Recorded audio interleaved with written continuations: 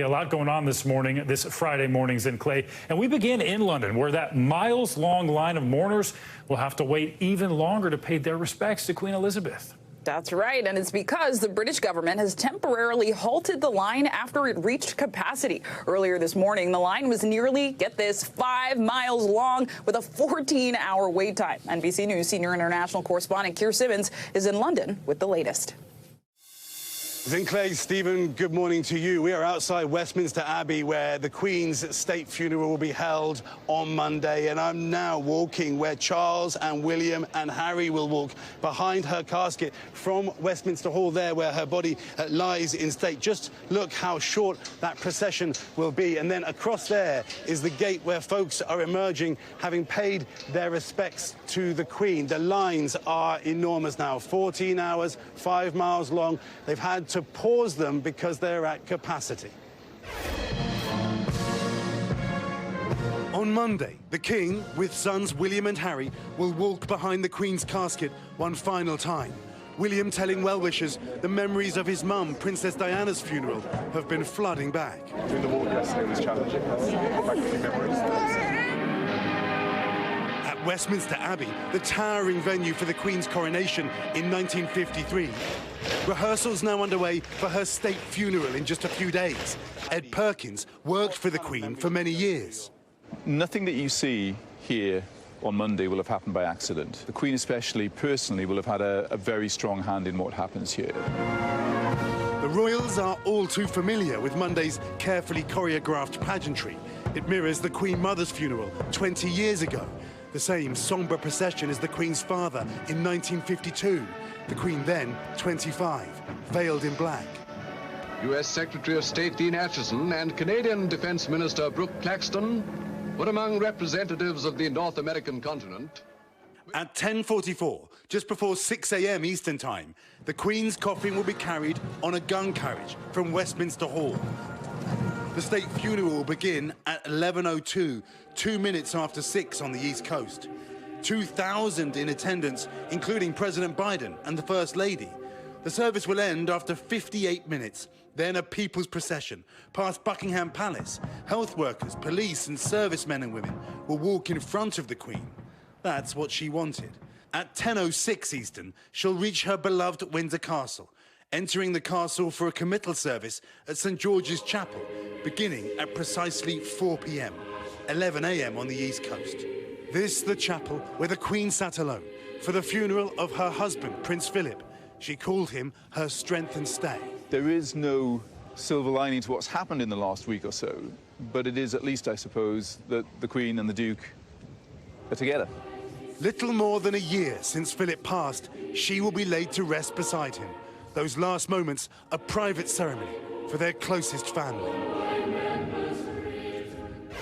And once again, outside Westminster Hall, where the Queen's body is lying in state. Later today, we do expect her children, including the King, to hold another vigil. And then tomorrow, her grandchildren, including William and Harry. And the news now, guys, that Harry will be allowed to wear his military uniform. Sinclair, Stephen. Keir Simmons, thank you so much. Well, the world has watched the royal family mourn the passing of Queen Elizabeth, but her death also signals a massive shift in the roles and responsibilities of her heirs, especially Prince William. NBC News foreign correspondent Kelly Kobayea is outside Buckingham Palace with more on that. Good morning, Kelly. Good morning, Stephen. And as King Charles, Prince William's father, steps into those very big shoes left behind by the Queen, Prince William is now getting more attention, as he would as the heir apparent. He's always been among the most popular royals, but now every move has added weight and significance.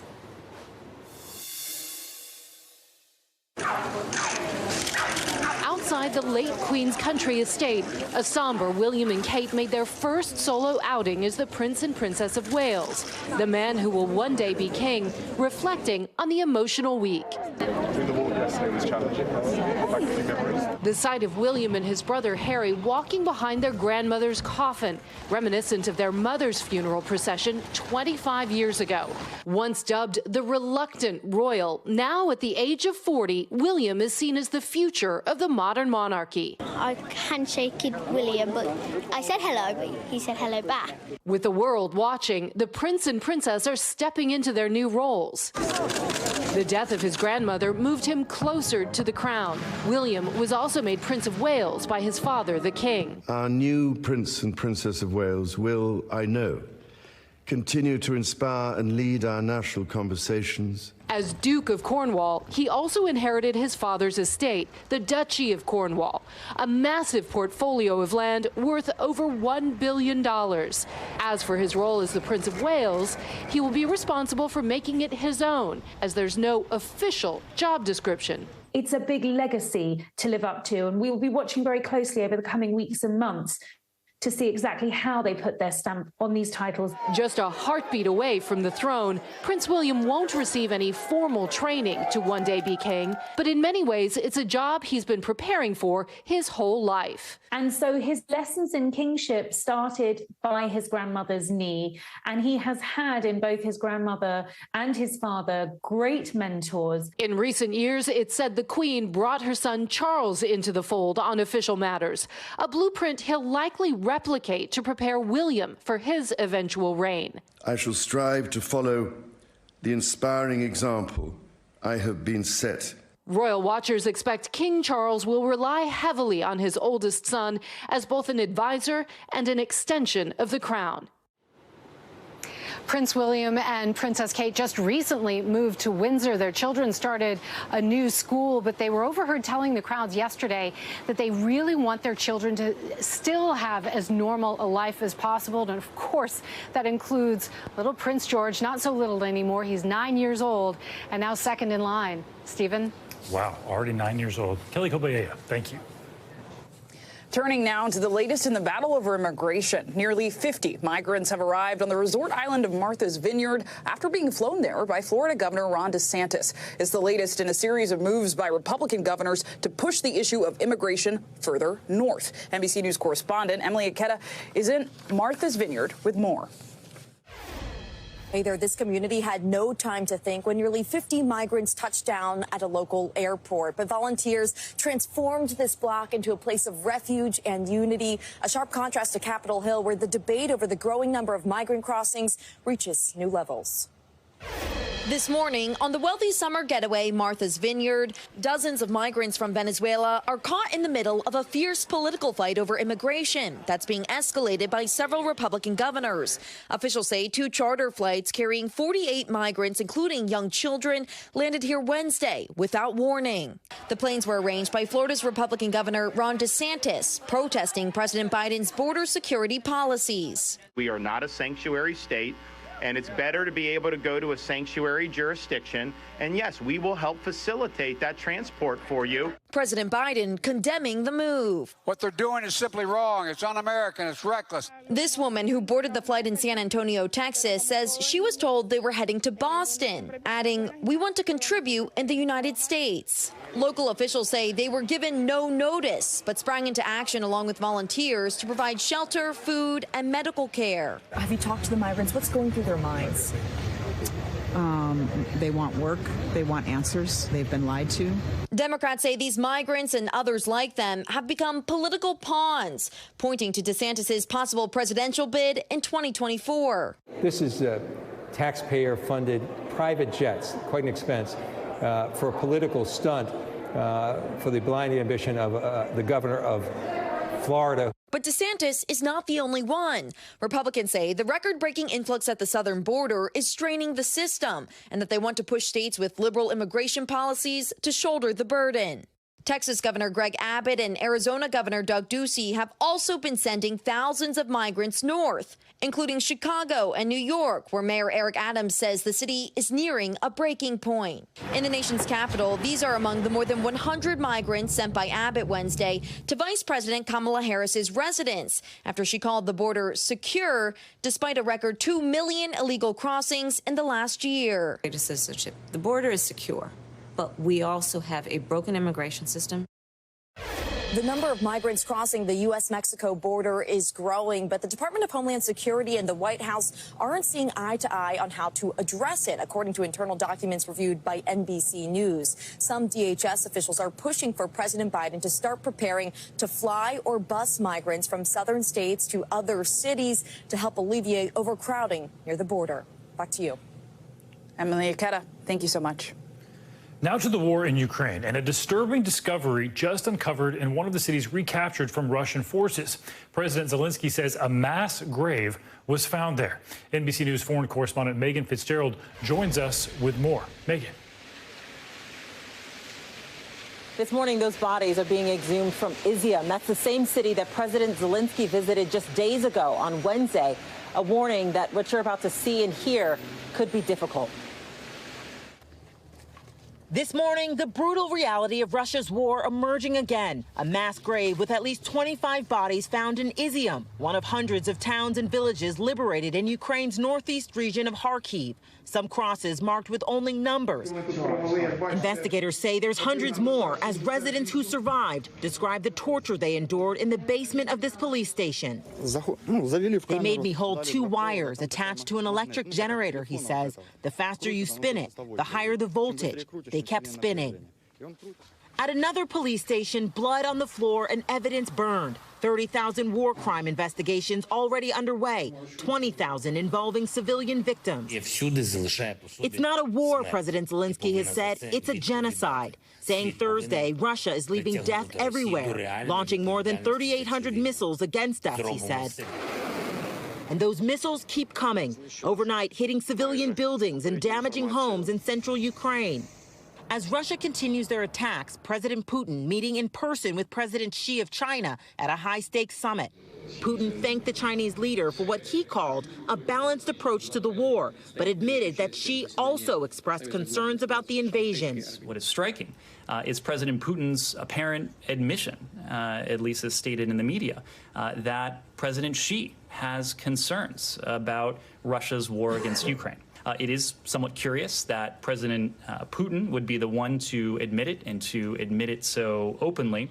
Putin using the platform to blast what he calls ugly U.S. policies as the U.S. sends Ukraine another $600 million in military aid.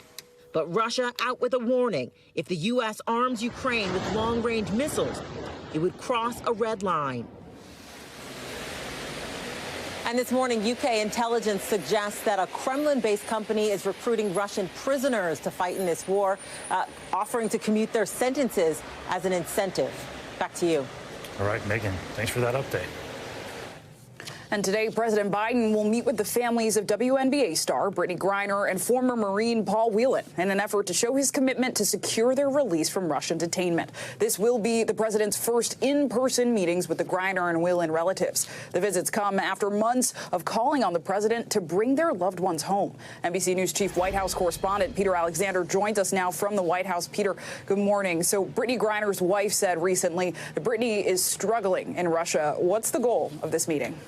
Well, aides here say, Zinclay, that the goal is really to assure both of the families here that the White House, that this administration is committed to securing the release of their loved ones and that they remain, in the words of aides here, front of mind. This, as you notice, is going to be the first time that the president meets in person with these families. It's actually going to be 2 separate meetings, one with Brittney Griner's wife, Sherelle, who you noted, the other with Paul Whelan's sister. Griner was sentenced last month to 9 years in Russian prison after cannabis oil was found in her luggage in February.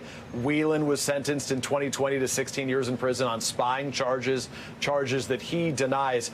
I think what's important to think about here is that this meeting really underscores the pressure that this president is facing to bring these Americans home. The bottom line, officials here, they acknowledge the talks have not moved as quickly as the U.S. would like. Russia has so far balked at the prisoner exchange that the United States had offered this last summer to trade Griner and Whelan for a convicted Russian's arm dealer, a man by the name of Victor Bout. The Russians have wanted a 2-for-2 person exchange, but U.S. officials say that Russia has not come up with a serious counteroffer, Zinclay. And Peter, I know the Griner family has actually sent their own representative to Russia. How is the White House viewing that move? Yeah, that's former UN ambassador, former New Mexico Governor Bill Richardson. He was in Moscow last weekend on behalf of the Griner family. Richardson, as you may remember, he's had some success in the past bringing home Americans detained overseas. But top officials here, they've now publicly spoken out against his help in this situation. The State Department, just within the last couple of days, saying that Richardson did not coordinate with his visit with the U.S. Embassy and suggest that his efforts are, in their words, likely to hinder the work the U.S. government is doing right now to try to bring Griner and Whelan home. Sinclair. Interesting details there. Time will tell. Peter, thank you. All right, time now for a check of our morning News Now weather. That's right. Michelle Grossman joins us. Good morning, Michelle. Good morning to you both. Happy Friday. And we are looking at really nice conditions to start out the weekend in the Northeast, New England, also in the Mid-Atlantic. Really nice start to the weekend, and then things start to warm up a bit. But elsewhere, we're looking at really hot conditions. Also humid in the South, the Central Plains. That's going to spark some severe storms in the Central Plains as well. We're going to look at the chance for some really gusty winds, also some heavy downpours. We could see torrential downpours. Could see an isolated tornado. So we'll watch that as we go throughout the afternoon. Once again, we're looking at heavy rain in Florida, pretty much a rinse and repeat every day this week. We have a stationary front that's sort of parked over the area. It's interacting with the sea breeze, and that's sparking some rounds of showers and storms. And we're going to see that once again on this Friday and really into the weekend as well. So for your Saturday, you'll need the umbrella for all those soccer games in the northern part of the nation. Very wet in portions of North Dakota, Minnesota, also Wisconsin. Hot again for September in the central and southern plains. We keep it in the 90s, well above normal for this time of year. And notice that heat starts to expand a little bit east. So still in the 80s in the Great Lakes, and we'll see the heat into the Northeast by Sunday. But another winter for New England, also the Mid-Atlantic, the Northeast on Saturday, and more storms in Florida. As we get to Sunday, we're looking at a rain threat in Northern California, also parts of the Pacific Northwest. But that's good news because we need it there. It's beneficial rain. Strong storms in portions of the Midwest into portions of the Great Lakes. Still hot and dry in the central and southern plains. And that's going to be a big story as we go throughout the next week or so. We're going to see, once again, a heat wave. And we're looking at record-breaking temperatures as we start next weekend. So that will be a big story we'll talk about next weekend. But we're looking at wet weather also in portions of New England. Here's a big story for today. We're looking at Tropical Storm Fiona, winds at 50 miles per hour, and we're looking at moving west at 15 miles per hour. So as we go throughout time today, we're looking at impacts throughout the Leeward Islands. We do have a tropical storm warning. We also have a tropical storm watch for parts of the Virgin Islands and also Puerto Rico. And we're going to see heavy rains with Fiona. That's going to be the biggest takeaway, and also some gusty winds. We're going to keep it a tropical storm. It doesn't have the best chances for strengthening, but still it's going to be a strong tropical storm at times. So as we go throughout today into Saturday, we have some gusty winds over 40 to 60 miles per hour. Could see some heavy rainfall